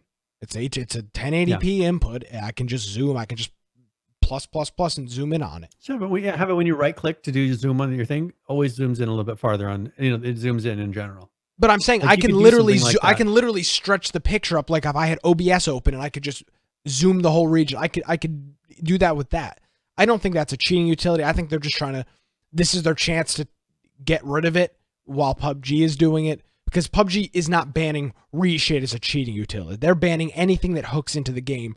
Reshade happens to be what that guy that we saw in that last video was not using reshade to cheat. Yeah, he's not hacking with reshade. The hackers in PUBG are not using reshade. They're using these very blatant, obvious hacks. So I'm not. And they have to have some sort of an interface, because you could see there he's like selecting people to shoot. Like he's got something he's clicking to be able to say, okay, now have the bullet fly over and magically hit this person way over here. Yeah, there's something. I mean, he was hitting. You gotta think how big the map is. Like he was hitting people halfway across the map, because the list of players was getting small. You know, he wasn't concerned with how close they were. If they were too far away, he just shot up in the air and still killed them. So it's ridiculous. It's just nuts. So, well, there you go. I just wanted to bring that up because I think it's fascinating. But there you go. Well, yeah, we'll see where it goes. We've been asking, you know, these companies to crack down as much as possible, because it's really killed the online environment. It really started for us in H1Z1 of just it becoming much less fun, because the hackers were just not allowing you to play the game how it was meant to be played. And you know, PUBG runs into this exact same risk of not being able to counter all these hacks. If they can't deal with it, it's going to kill the numbers on their game. People are going to jump ship and go to something else. Absolutely. Thank you, Lance, for donating to the $10 to the podcast. It's making up for the time that he's away. Episode 161 hype. Let's do our game giveaway here. All right. And see what's okay. So what the dealio is. We will go ahead and roll for that now. Oh. RMI. Did it do it once? Good luck. RMIS Novocaine. So Remiss Novocaine, right? Yeah, it looks like a new viewer to the show, was new in the chat. So welcome to the program. Hope you're enjoying, and congratulations on the game. Thank you for tuning in. We appreciate it. I will send you actually, it'll be a message inside of Twitch. Check your it should be in your other messages. Yep, check the other messages folder, and it'll be a link to allow you to redeem that game. So congratulations. All right, we've got to kick this ship into overdrive here, Brian. We got to pick. Yeah, we got to pick what you want to actually talk about. Yeah. Let's. I'll just jump into H1Z1 real quickly here. I unfortunately do have to leave a little bit earlier this evening. But we'll get through. Don't worry. So here's a quick H1Z1. Oop, that's not the camera I was looking for. There's a quick H1Z1.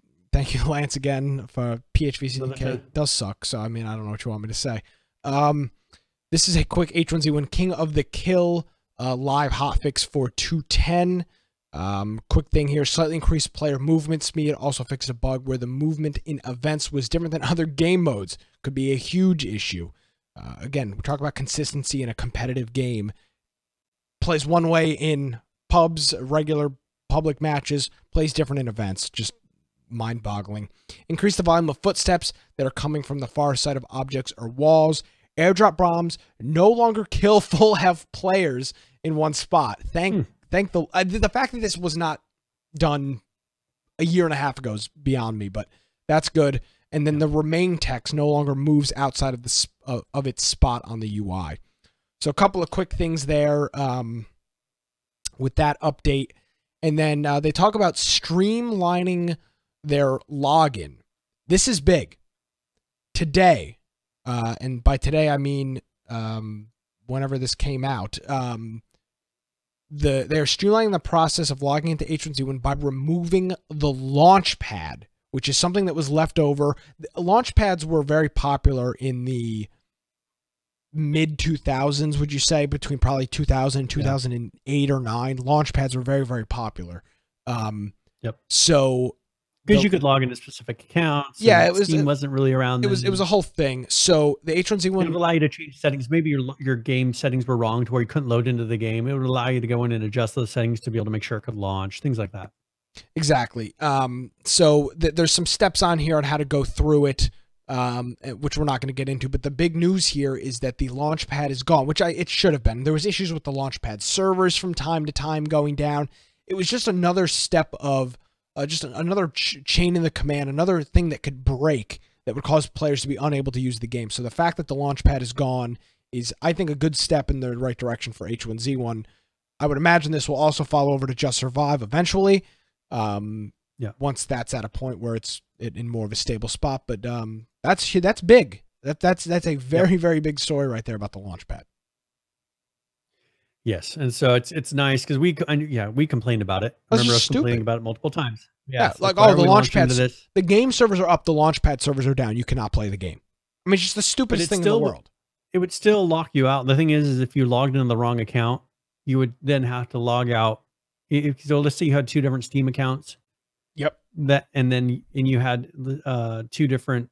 Then that makes it so you have 2 different of their Launchpad accounts. So you'd have to always match those up. And so because we had our one for being able to launch into the builder account, and so then you had to log into a whole other account in the Launchpad as well, not just launch a different Steam. There's just a stupid process that they had you doing. So.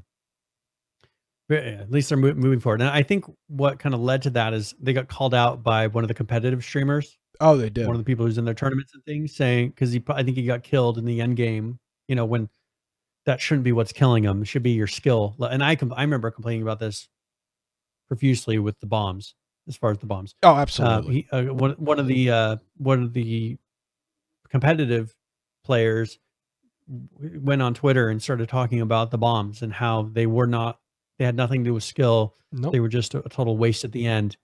And I guess that's what it took to get them to reevaluate it. So. Yeah, I'm sorry, Brian. You don't have the pull that. Yeah, I mean, I mentioned it multiple times. Years ago. Talk about how stupid they were. Yeah. I remember specifically playing with you. You and I were having a great game. Like, grade A. We're going to win the whole thing. And I'm standing next to you, and a bomb just falls and kills you. Just barely. Yeah, randomly. Just barely didn't kill me. But I remember that and how it's pissed like, off what's the point of that? Like, there was none. Doing there, and that's when their flyover things weren't lined up correctly. Yep. And so it was a bug to where it was over to the side. We were out of the way of it, and yet the bomb magically still lands directly on us. And I was just like, this is so stupid. It has nothing to do with how good you play. Yep. There was nothing we could have done because we don't know where their thing. It's way off as far as where it's landing. How do we just randomly die? It's like, oh, here's a random death. We'll just throw random deaths in Call of Duty. Just magically you'll die out of nowhere. Well, just incredibly stupid. Yeah, I agree. Incredibly stupid. So, yeah. Falcon Watch says he remembers a time or 2 teams left and bombs wiped out the entire team. Yeah, or 2 teams left. It's you, one team versus another, and the bomb just wipes out the other team to cause the other team to win. So it's ridiculous. Yeah, there you go. All right. So we are okay. So we have time for maybe one short one. Yeah, we cover a couple more. That's fine. We can run a little long. Let's jump to the Fortnite. Okay. Here really quick. So Fortnite just put out, and Nick actually has, I know he has an opinion on this. But they put out having an opinion? No. A tweet. They put out a tweet earlier and talking about their concurrent players. So they passed PUBG in concurrent players. They're at 3.4 million concurrent players. Peak concurrent players over the weekend. So PUBG had 3.2 million.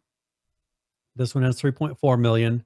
One of the big differences is they have a very good console version of the game. The console version plays very well, and this is a little more arcadey. Doesn't have all the zoom effects, which allows them to play on consoles a little bit better than PUBG. PUBG doesn't. The gunplay on console isn't as good. So this one they did a good job. So this is one reason why there's more console players playing this. But they went through and their player base is huge. You see a lot of the major streamers are playing this. Doc's playing it. Yeah, our friend Mythic, he I think is in the top 10. Yeah, top players in North America. And you know, he played, we're gonna talk about it in a minute, but he played Paragon to death. Like he loved Paragon, and we'll talk about that in a minute. But this is a thing where people are playing it really well. I encourage you to go check out Mythic stream. He's been playing this and just has grinded his way. When I went and looked last week, he was 6th top player in North America. That's nuts. Beating out Ninja, all those guys. We need to get him on the show. He's done an incredible job. Yeah, I've got to talk to him. It's just, I mean, he's got like a huge community. You got to think when he's streaming, he's got over 10,000 people. He's getting so many messages. I just got to figure out. Used to be, I just jump into his Discord, or not his Discord. I just jump into his channel and chat with him while he's playing Paragon. Now when he's doing it, like he's got almost 15,000 people in there. Yeah. We need to get. And I don't really want to be. I don't want to be that guy. I'll have to direct message him somewhere. I just got to figure out where's the way to. He's in our Discord. You can message him in there. I haven't seen him. I think he changed accounts. So well, he's not. He may be under there somewhere. But I went through and did a prune. I think it pruned out his old account. So. Okay. But yeah. So I'll message him and just figure out where to get through to him. But I think when you get a community that big, he's probably got a million messages coming in. So I've got a point. Want to deal with them all. This was another conversation we were having the other night when we were playing Call of Duty. Yes. The frustration I have is Epic is trying to play a one-up contest with PUBG. PUBG's numbers are public, Epic's are not. I'm not insinuating, I have no inside information. I'm not saying that Epic is being dishonest about their numbers, but put up a freaking page on a website that is constantly updating the amount of people that are playing. Update every 5 minutes. But I'm so sick of these tweets at random times of the day saying, oh, look at this, we're this much better than PUBG. Your numbers aren't public. Put up or shut up. I don't believe a tweet. I'm sorry. The skeptic in me doesn't believe a tweet that's convenient that's saying, oh, look at how much better we are than PUBG. You know what? They probably do have 3.4 million concurrent. Put it on a web page. Yeah. Put it inside the launcher. Have some sort of a tracker. Put it in the launcher. Put it inside the game. When you load up the game, it says the concurrent players in the bottom left-hand corner. That's fine. But I hate these tweets every 3 weeks or 4 weeks with the amount of people playing the game. Put a damn tracker somewhere publicly. Because PUBG's numbers, you can check every 60 seconds. You can see how many people are playing. Let's see the same thing with put up or shut up. I hate when games, because this happens on the Xbox all the time. Oh, look at how many people are playing. Publish your damn numbers. A tweet every 6 months about how many people are playing? Give me a break. Put up your numbers. I mean, Epic has never really, but the thing is if they're going to, as you said, if they're going to keep saying, hey, look at what we're doing, and it'd be an interesting piece of information. I guess not letting people know, like if the game ever starts dying, you won't know immediately. Exactly. I think that's kind of they're guarding themselves from that feeling of, nobody's playing this game anymore. I mean, they're nowhere near that. Yeah. But like Paragon, here's a new story where they are closing Paragon. This was one of their free-to-play MOBA that they had. And people were playing it, like lobbies were being filled. But for some reason they announced that it's going to be closed entirely in April. So they're shutting the whole thing down. And so that people that have put money into whatever, crates and things like that, they're getting a full refund on those. But yeah, this is, I don't know if this is, they said that they want to focus on their runaway success, Fortnite. It says this is far larger than anything in Epic's past. So they're putting all their focus on Fortnite right now. And I believe it is it is larger than anything they've done in their past, but stop trying to do a comparison when your numbers aren't out there. No. Plain and simple. So so on April 26th, the game servers will shut down. But they said as the player population continues to decrease, matchmaking times and quality will further degrade. So you may have, maybe a couple people still trying up until April 26th, but I'm assuming people are just not going to really waste their time too much farther into the future. So, and it was a fun game. I mean, it didn't really feel like a MOBA, I think was kind of the problem. They didn't get, it was a first person or, third person view, but type of a MOBA. And I've seen, some other games have that, but it didn't give you the feel that you have with a MOBA until you really played it a ton. So we'll see. I don't know if they're going to, I mean, it'd be cool if they released all the assets. If they're not going to, and this is probably something they will do, they will probably turn it into a project, a project that is available on the Steam editor, and give out the assets and everything from it in their marketplace or something. And that would be a cool thing for them to do because there's a lot of cool assets. Have the lobby system, all those things, have that be stuff that then is, here's code for you to use in your games when you're using our engine, because they put a lot of work into that. Don't close it down and then have that all be wasted. Like, give it to your community if you truly care about the engine as your primary. And I think that's what it should be. Fortnite, I don't want Fortnite pulling away their focus from the engine, which is supposed to be what they're all about, developing the engine. So that's what they say. Yep. So we'll see what they do. All right. All right. So how long do you have? Because it's 6:46. Yeah, it's fine. We can do a couple more. We can do another story too if you want. I can push my break.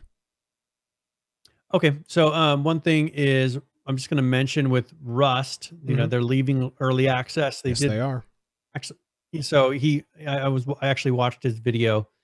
They put out these new frog boots in there, and I got a pair of them. Oh, and it showed up in my Steam account, and I guess they have this thing where if you're caught wearing them and you don't have the blueprint for them, you get banned. Thought it was kind of odd. Okay. So I guess you can't drop the frog boots and hand them to somebody else. Like, I don't know. It was kind of weird. They said if you get, I don't know. I don't think he was joking in this, but he was like, if you get caught with the frog boots and you don't have the blueprint, you'll get banned. So really, really weird. So I don't know. I don't know what that means. I'll look into it a little bit more. But he talks a little bit about them leaving early access. They're still going to be doing the video updates. So Shadowfax will still be doing these video updates even after it leaves early access. So it's not the patches.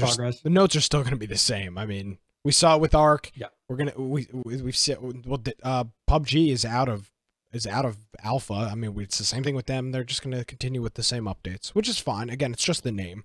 Doesn't really mean a whole lot. Yeah. So yeah, so I've got these frog boots, whatever. So that was, well, the video in there if you want to go check out the whole update. But I think the main part of it was him announcing that they're going to continue to do the video updates as they leave early access. There is. Would you like to announce our game giveaway? Oh yes. Let me go and get it. Opened up a new one here. So we'll do ! giveaway in chat. Should we do 60 points? We'll live on the edge. Do 60 points this time. Go for it.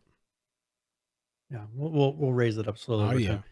All right, so 60-point raffle here, and we're going to be giving away a copy of Tomb Raider. So there's two different Tomb Raiders. This is the first Tomb Raider of the newer one. So this is the one that's about $20 right now on Steam. Overwhelmingly positive. I would encourage you to check this out. Excellent game. Works perfectly with a controller. But this is a really, really good game. So Tomb Raider. If you have a game that for all reviews and recent reviews are both overwhelmingly positive, it's got to be good. Really good action game. Really good story. And so definitely check it out. So with the Lara Croft series for Tomb Raider. But I've really enjoyed it. I've played through a lot of the Tomb Raider games. So absolutely. Enter if you do not have it, for sure. Absolutely. All right. I guess we'll probably do one more story and then wrap it up with Current players in a typical All right. week. So one thing, there's a game that we're going to start playing a little bit here called Showdown, Hunt Showdown. There's a 2-minute video. I don't know if you want to play it. Just it gives a little preview of the game coming up. Can you talk over it? Zombie. Or do you want me to play the video? There's just music. So all right, then you want there's kind of music and audio from the game. Okay, so then I guess. But this is a player versus player game. And it has some sort of a zombie style, like spidery monster things that are in it. But yeah, it looks like it'll be a nice PvP game, really good graphics. And this is in kind of a open test, I guess, open beta that you can do, but you have to sign up for it, or close. I guess it'd be closed beta, but you have the ability to sign up for it. So if we put a link on the website or in the show notes here, huntshowdown.com. So huntshowdown.com. It'll have a thing. I received my key, so I have it. I think PH has it as well. I have it as well, right? And so, I think you do. You sent me the key. I have it. I think it's in under. Yep. Yeah, I sent it to you. Yeah.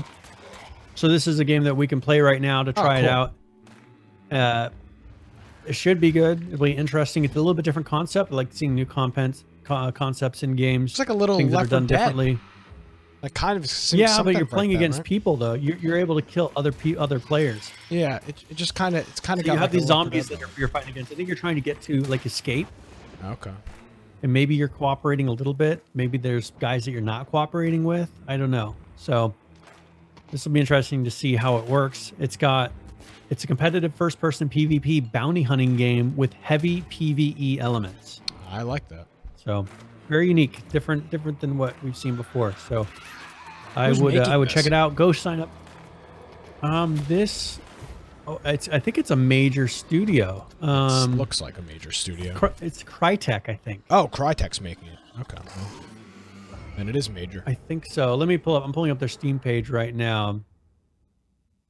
Yes. So this is made by Crytek. Yeah, it is. 2017 Crytek. Wow. Well, that's so I mean, the good thing is that it's a Crytek game. We hopefully won't have to. It will hopefully make it to release, or at least it'll make it very far in its release process. We're not going to have to worry about it running out of money and fading into oblivion. So that's good news. I appreciate you getting me a key for that, Brian. I'll go ahead. You sent it to me without any context, so I was like, well, okay. Yeah, I was just like, here's a key. So I've got I've got the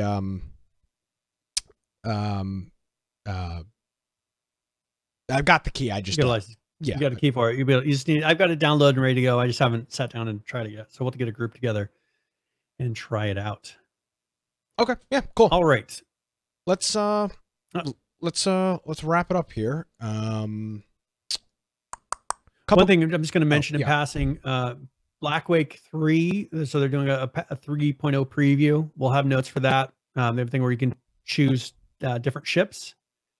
The new ship choice. They have a list of the ships you want to go check out, images of them, new shot types, and it looks like they're doing a pretty big update for Black Wake. I don't have this game, but I know a lot of the people play it, and they really enjoy playing it. So we'll have to go check this out. But Black Wake, they're putting out a new update for that 3.0 preview. So go check it out. We'll have a link in the show notes if you want to go see the images and specifics. Absolutely. I'll just reference this quickly because I think it's the only number that people really care about, and that is, of course, PUBG, whose numbers are not going down, but they're not going. They're steadily going. Plateaued. They're steadily going down. Not in a bad way. Just when you've got 3 million people playing the game, it goes down by 20,000 or so a week, and that's just what happens. Even 50,000 a week. So currently playing PUBG, 457,417. The 24-hour peak, 2,434,563, and the 7-day, 2,803,438. That's PUBG. And ARC quickly, too. People are referencing ARC. 31,202 currently playing that. The 24-hour, 49,672. And the 7-day, 63,207. So, yeah, there are a plethora of people still playing. Do you have the Rust ones updated? I don't, but I can grab them real quick. I'll just read them off the Steam. I think they hit an all-time high this week. Well, shit. If I remember correctly. Let me get. Sorry. No. I passed by it in news. Let's see. Rust. Currently playing Rust. Yes, that would be correct. Their all-time high now, which was released, which was hit 6 days ago, is 68,434. I don't know what their previous high before that was. I'm not sure. Looking, it looks like their previous high before that was 67,470. It's their previous high. And that was February. So they're growing. That was February of 2017. That was a year ago. Yeah. So it took them a year to hit their peak again. Yeah. So that's interesting. So they're growing. I don't know if it's for the frog boots. I can't imagine that many people logging in and just I have got frog boots. I have no idea. So good for them. Yeah, absolutely. And we have a Rust server up and running. People have been playing it throughout the week. So if you're interested in Rust, I have put a hybrid PvP element in there. So PvP is only allowed around. Need to post our straw poll. Oh yeah. So we've been testing it out. No, people haven't really been trying to do PvP, so we haven't really been able to test it out. But around airdrops and landmarks and things like that, I haven't gone in and really tweaked it. We could increase it, but yeah. So they have it to where. Where did I post that damn straw poll? I don't know. I don't remember seeing it. I posted it. I did. I posted it in. Well, we can track it down, and maybe we'll put it in Discord this week. Well, I put it in Discord. I put it in Discord, but I can't find the freaking link. Ugh. Yeah, I don't see it. I'll find it. All right.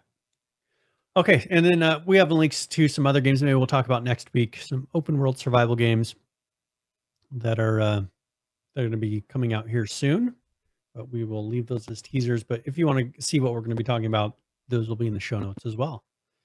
So, all right. Are we ready for tip of the week? Yes, we are. I'm just trying to find here it is. I found it. Don't worry. Here it is. All right. So straw poll is up in the chat. Right now, there's 5 votes, and the consensus is the dynamic PvP instead of normal PvP. Again, you can vote. We'll reference it for a couple more weeks, and then we'll go ahead and officially, if we need to change it, we'll change it. It's currently in dynamic mode right now. If people want to change, Brian will go ahead and change that. So there you go. Link will be in the show notes, infectionpodcast.com. And Nisco's asking, what is dynamic? What dynamic does is generally there's no PvP unless you were around an airdrop, special things that are lootable. What do they call them? The large buildings, the large structures out there. So if those monuments are, the monuments, if you're around one of those things, one of the high value looting areas or things, then PvP is turned on. So that's something that you can, before it's PvP everywhere, you run across anybody, there's PvP. This allows for having people to at least get away from PvP for a bit. If they just want to go out and loot, just don't go near high value looting areas. Yep. And if you do, you're then accepting the risk that you may be killed and have your stuff taken. So absolutely. All right, Brian, got a tip of the week for us? All right, tip of the week. So I go through and either give a general gaming tip or maybe one for a specific game. This week, it is going to be a general gaming tip. So this is tip of the week.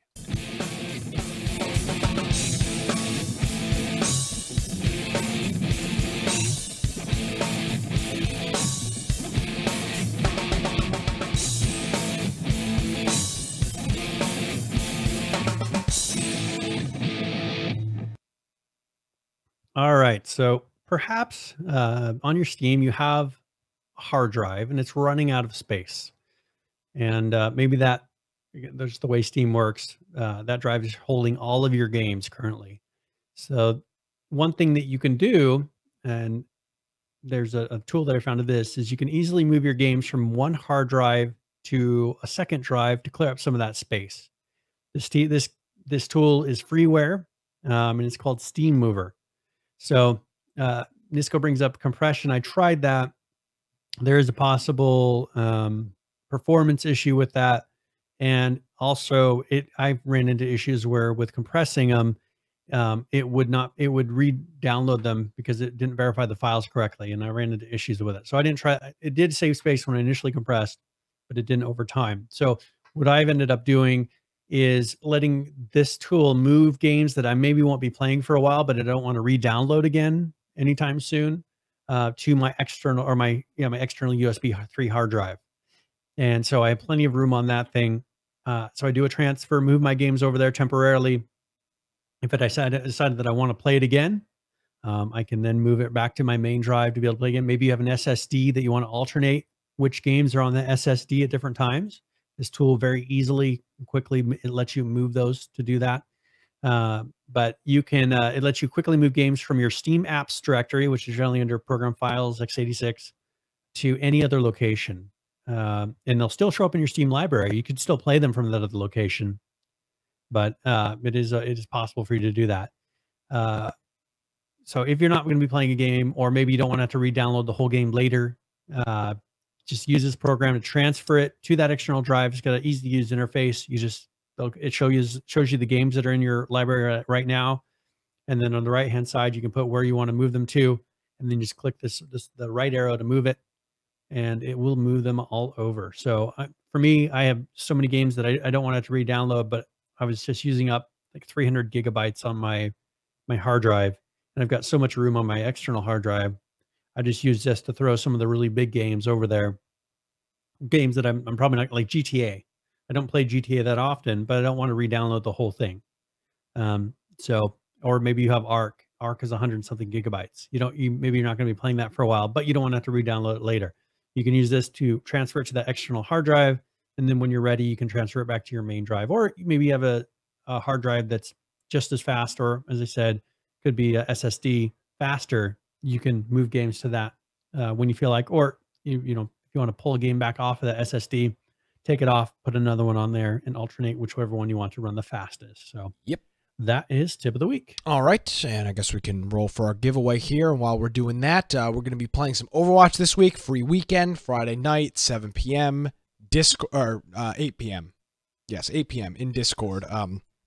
Hopefully you'll join us for that. There's a special event right now. There's special crates.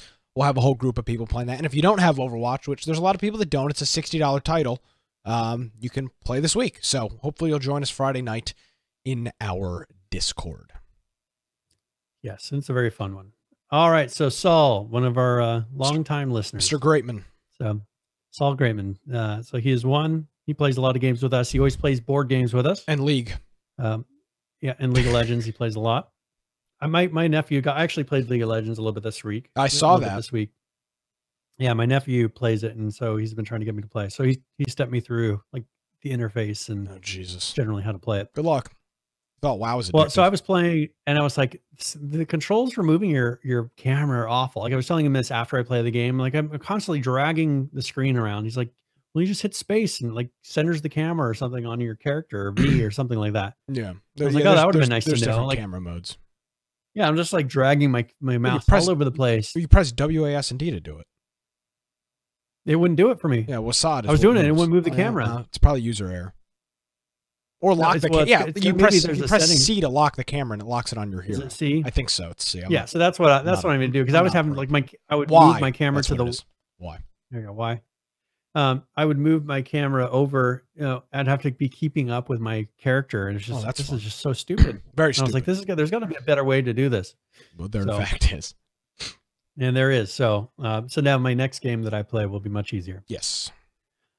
All right. So congratulations, Saul. Are we ready to roll out? Yes, we are. If I roll, no, we need to. We're about 20 minutes late of rolling out. So yes, we need to roll out. Okay. So yeah, if you want to find me at Voice and Computer on Twitter, or go check out my blog, biteoftech.com. That's with an I, of course. So biteoftech.com. And as I always say, go onto our website, infectionpodcast.com.